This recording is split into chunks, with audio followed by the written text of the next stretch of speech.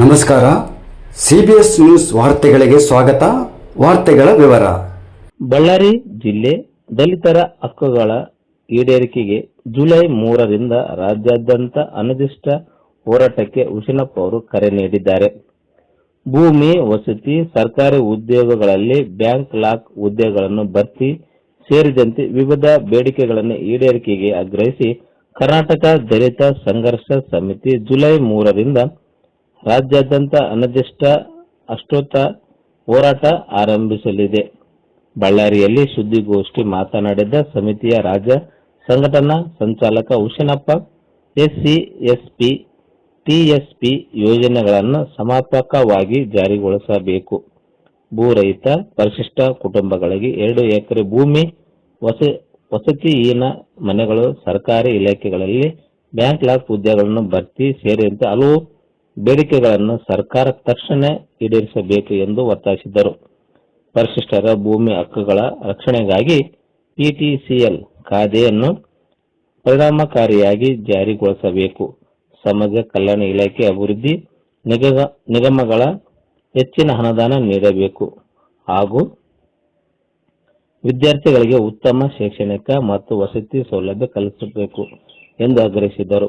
ಕೇಂದ್ರ ಸರ್ಕಾರದ EWS ಮೀಸಲಾತಿ ರದ್ದುಗೊಳಿಸಿ ಜನಸಂಖ್ಯೆಗೆ ಅನುಗುಣವಾಗಿ ಪರಿಶಿಷ್ಟ ಜಾತಿ ಹಾಗೂ ಹಿಂದುಳಿದ ವರ್ಗಗಳ ಮೀಸಲಾತಿ ಮತ್ತು ಅನುದಾನ ಹೆಚ್ಚಳ ಮಾಡಬೇಕು ಎಂದು ಒತ್ತಾಯಿಸಿದರು. ಈ ಎಲ್ಲ ಬೇಡಿಕೆಗಳ ಈಡೇರಿಕೆಗೆ ಒತ್ತಾಯಿಸಿ ಜುಲೈ 3ರಿಂದ ರಾಜ್ಯಾದ್ಯಂತ ಅನಿರ್ದಿಷ್ಟ ಹೋರಾಟ ಹಮ್ಮಿಕೊಳ್ಳಲಾಗಿದೆ. ದಲಿತ ಜನಾಂಗ ಸಮಾವೇಶ ಹಾಗೂ ಪ್ರತಿಭಟನೆ ನಡೆಸಲಾಗುವುದು ಎಂದು ಉಶನಪ್ಪ ಅವರು ತಿಳಿಸಿದರು. ಸುದ್ದಿಗೋಷ್ಠಿಯಲ್ಲಿ P. Tayappa, AK. Gangadhar, H. ಚಿಕ್ಕಗಾದಿಲಿಂಗಪ್ಪ, Irappa, H. ಲಾಲ್ಯಪ್ಪ, K. Prakash ಹಾಗೂ ರಾಜಶೇಖರ ದೇವೇಂದ್ರಪ್ಪ. ಎಲ್ಲ ಪತ್ರಿಕಾ ಮಾಧ್ಯಮದ ಮಿತ್ರರಿಗೆ ಎಲ್ಲರಿಗೂ ಸ್ವಾಗತ ಕೋರ್ತಾ, ಕರ್ನಾಟಕ ದಲಿತ ಸಂಘರ್ಷ ಸಮಿತಿ ಅಂಬೇಡ್ಕರ್ ವಾದ ವತಿಯಿಂದ ಜುಲೈ 3ನೇ ತಾರೀಕು ದಲಿತ ಜನಾಗ್ರಹ ಸಮಾವೇಶವನ್ನು ಫ್ರೀಡಂ ಪಾರ್ಕ್ನಲ್ಲಿ ಮಾವಳಿ ಶಂಕರ್ ಸರ್ ಅವರ ನೇತೃತ್ವದಲ್ಲಿ ಈ ಒಂದು ಹೋರಾಟವನ್ನು ಹಮ್ಮಿಕೊಂಡಿದ್ದು, ನಾಡಿನ ಎಲ್ಲ ಜಿಲ್ಲೆಯಿಂದ ಸುಮಾರು 40,000ದಿಂದ 50,000 ಜನ ಸೇರಿ ಒಂದು ಜನಾಗ್ರಹ ಒಂದು ಸಮಾವೇಶ ಹಮ್ಮಿಕೊಂಡಿದ್ದೀವಿ. ಈ ಒಂದು ಸಮಾವೇಶದ ಉದ್ದೇಶ, ದಲಿತ ಸಂಘರ್ಷ ಸಮಿತಿ ಸುಮಾರು 50 ವರ್ಷಗಳ ಕಾಲ ಹಲವಾರು ಹೋರಾಟಗಳನ್ನು ಹಮ್ಮಿಕೊಂಡು ಭೂಮಿ ಇರ್ಬೋದು, ವಸತಿ ಇರ್ಬೋದು, ಅದೇ ರೀತಿಯಾಗಿ ಬ್ಯಾಕ್ಲಾಗ್ ಹುದ್ದೆಗಳ ಭರ್ತಿ ಮಾಡುವ ಉದ್ದೇಶ ಇರ್ಬೋದು, ಅದೇ ರೀತಿಯಾಗಿ ಉದ್ಯೋಗಕ್ಕಾಗಿ ರಾಜ್ಯದಲ್ಲಿ ಅನೇಕ ಉದ್ಯೋಗಗಳು ಸೃಷ್ಟಿ ಮಾಡಿ ಉದ್ಯೋಗಗಳನ್ನು ನೀಡುವ ಉದ್ದೇಶ ಇರ್ಬೋದು. ಅದೇ ರೀತಿಯಾಗಿ SCP, TSP ಹಣವನ್ನು ದುರುಪಯೋಗ ಮಾಡ್ತಾ ಇದ್ದಾರೆ ಈ ಒಂದು ಸರ್ಕಾರ. ಆ ಒಂದು ಹಣನ SCP, TSP ಹಣ ಸರಿಯಾಗಿ ಪರಿಶಿಷ್ಟ ಜಾತಿ ಮತ್ತು ಪರಿಶಿಷ್ಟ ಪಂಗಡದ ಜನಾಂಗಗಳಿಗೆ ಸರಿಯಾಗಿ ಹಂಚಿಕೆ ಆಗುವ ಉದ್ದೇಶ ಇಟ್ಟುಕೊಂಡು ಇವತ್ತು ರಾಜ್ಯದಲ್ಲಿ ಒಂದು ಬೃಹತ್ತಾಗಿ ದಲಿತ ಜನಾಗ್ರಹ ಸಮಾವೇಶ ಹಮ್ಮಿಕೊಂಡಿರ್ತದೆ.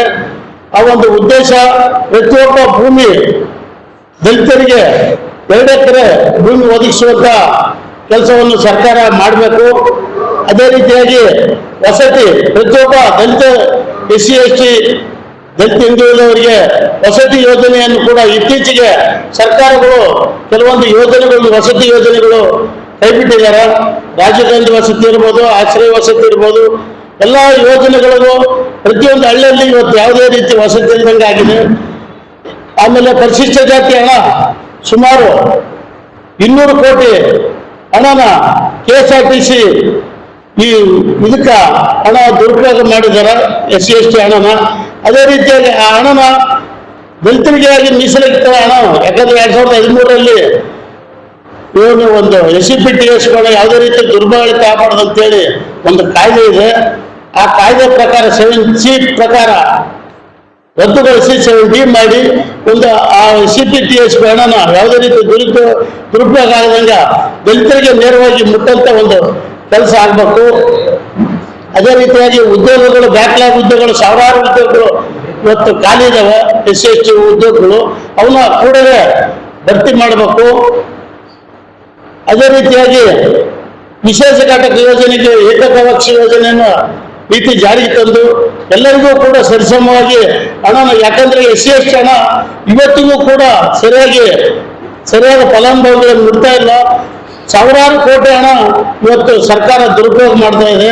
ಅದನ್ನು ಕೂಡ ಸರಿಪಡಿಸಿ ಮುಂದಿನ ದಿನಗಳಲ್ಲಿ ಸರ್ಕಾರ ಕಂದಾಯ ಇರ್ಬೋದು, ಭೂಮಿ ಇರ್ಬೋದು, ಯಾಕಂದ್ರೆ ಇವತ್ತು ಬಗರುಕಂ ಸಾಗುವಳಿದಾರರಿಗೆ ಏನಾಗಿದೆ